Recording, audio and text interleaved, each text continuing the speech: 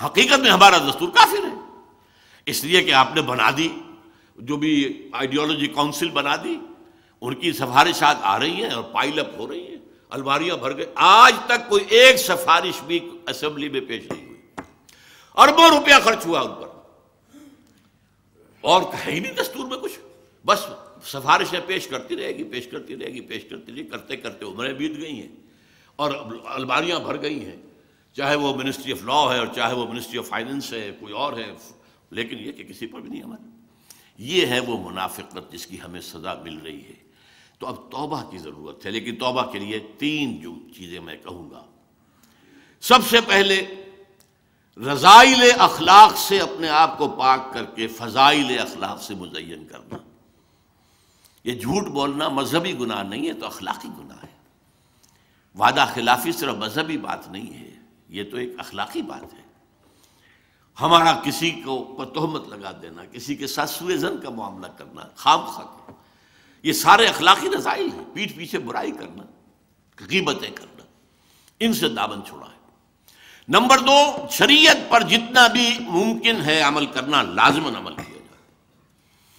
وہ حصے ہیں جن پر عمل نہیں کر سکتے جب تک یہاں انقلاب نہ آئے اور اسلامی حکومت قائم نہ ہو جائے.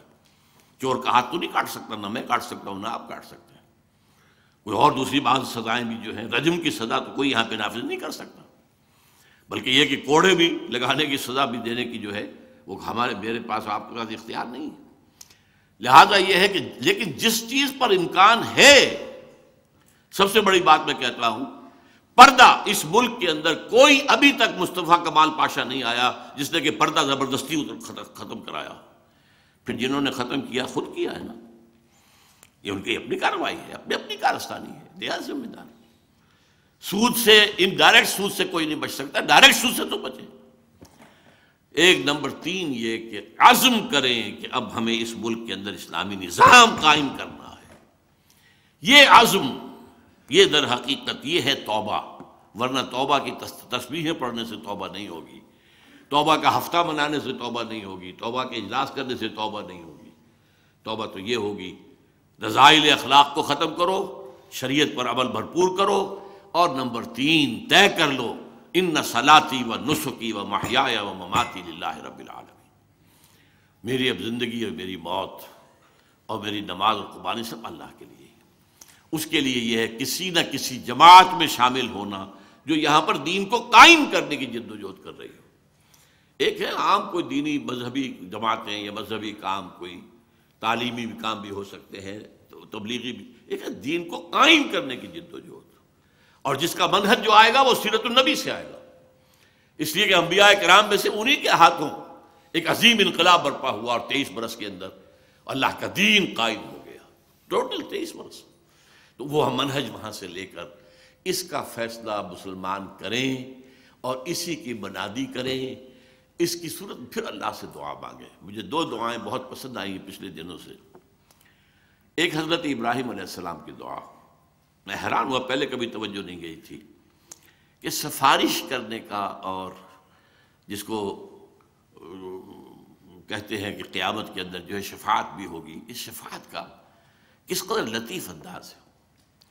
فرماتے ہیں پروردگار فمن تبعنی فإنہ منی، جو تو میری اولاد میں سے میری مطابقت کرے گا، میرے پیچھے چلے، وہ تو میرا ہے ہی ہے. ومن عصانی فإنک غفور رحیم، اور اے پروردگار جو میری معصیت کرے، نافرمانی کرے، تو تو غفور اور رحیم ہے نا. یہ نہیں کہا کہ فاغفر لہ، نہیں، تو فإنک علی کل شیء قدیر. اسی طریقے لیے آیا ہے حضرت عیسیٰ علیہ السلام سے جب پوچھا جائے گا کہ یا عیسیٰ ابن مریم، کیا تم نے کہا تھا اپنے لوگوں سے کہ مجھے اور میری ماں کو بھی خدا بنا لینا؟ اے اللہ، میں نے نہیں کہا، میں نے تو وہی کہا تھا جس کا تو نے مجھے حکم دیا تھا. لیکن اس کے بعد کیا فرماتے ہیں؟ ان تعذبہم فإنہم عبادک، اے اللہ اگر تو انہیں عذاب دے تو یہ تیرے بندے ہیں تجھے، اور وَإِن تغفر لہم، اور اگر تو بخش دے فإنک علی کل شیء قدیر، تو ہر چیز پر قادر ہے نا. تیرا کوئی ہاتھ تو نہیں پکڑ سکتا کہ ان گناہ گاروں کو کیوں تجھے بخش دیا، تیرا اختیار ہے.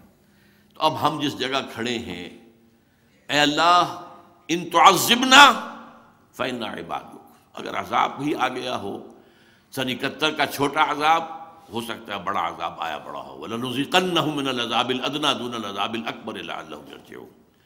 اللہ کی رحمت کی امید بھی رکھیے، لیکن اللہ کے شدید العقاب اور شدید الانتقام، انا من المجرمین منتقمون، یہ پہلو بھی نظر انداز نہ کیجیے۔ تو ایک جو ہے ہماری کیفیت ہونی چاہیے بین الخوف والرجاء، اور اس کے لیے یہ ہے کہ توبہ، اور توبہ اس سینس میں جو میں نے آپ کے سامنے رکھی ہے، اور ایمان سے اپنے دلوں کو مزین کر کے، اور پھر اپنی زندگیوں کو لگا دینا اللہ کے دین کو قائم کرنے کی جد و جہد کے لیے۔ کیا عجب کہ اللہ تعالیٰ ان ادری لعلہ فتنۃ لکم متاع الی حین، اللہ تعالیٰ ہمیں اور مہلت دے دے، ہمیں موقع دے دے، اصلاح کا موقع دے دے، تو اللہ تعالیٰ سے ہمیں اس کی دعا کرنی چاہیے۔ اقول قولی ھذا واستغفر اللہ لی ولکم ولسائر المسلمین والمسلمات۔ الحمد للہ الذی ھدانا لھذا وما کنا لنہتدی لولا ان ھدانا اللہ۔ کل حمد، کل ثنا، کل تعریف اللہ کے لیے جس نے ہمیں ہدایت بخشی، اور ہم ہرگز ہدایت یافتہ نہ ہو سکتے اگر اللہ ہمیں ہدایت نہ دیتا۔ ربنا لا تزغ قلوبنا بعد اذ ہدیتنا وہب لنا من لدنک رحمۃ انک انت الوہاب۔ پروردگار، جو ہدایت تو نے ہمیں عطا کی ہے اب اس پر استقامت عطا فرما، اب ہمارے دلوں کو کج نہ ہونے دے۔ اے اللہ، تیرے نبی نے ہمیں بتایا ہے کہ تمام انسانوں کے دل تیری دو انگلیوں کے مابین ہیں، تو جدھر چاہتا ہے پھیر دیتا ہے۔ ہمارے دلوں کو ایمان سے منور فرما دے، ہمارے اندر جذبہ جہاد فی سبیل اللہ اور اپنے تن من دھن کو تیرے دین کو قائم کرنے کی جد و جہد کا ارادہ پیدا فرما دے۔ اللہم انصر من نصر دین محمد صلی اللہ علیہ وسلم من کانوا وحیث کانوا۔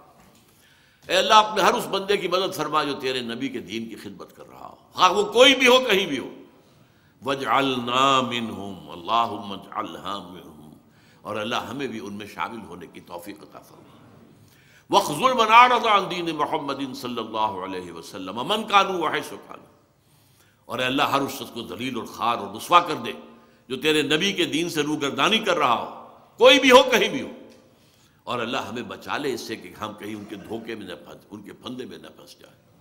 اللہم اغفر لنا ولآبائنا ولأمہاتنا ولجمیع المؤمنین والمؤمنات والمسلمین والمسلمات الاحیاء منہم والاموات انک سمیع مجیب الدعوات۔ وصلی اللہ تعالی علی خیر خلقہ محمد وبارک وسلم تسلیما کثیرا کثیرا۔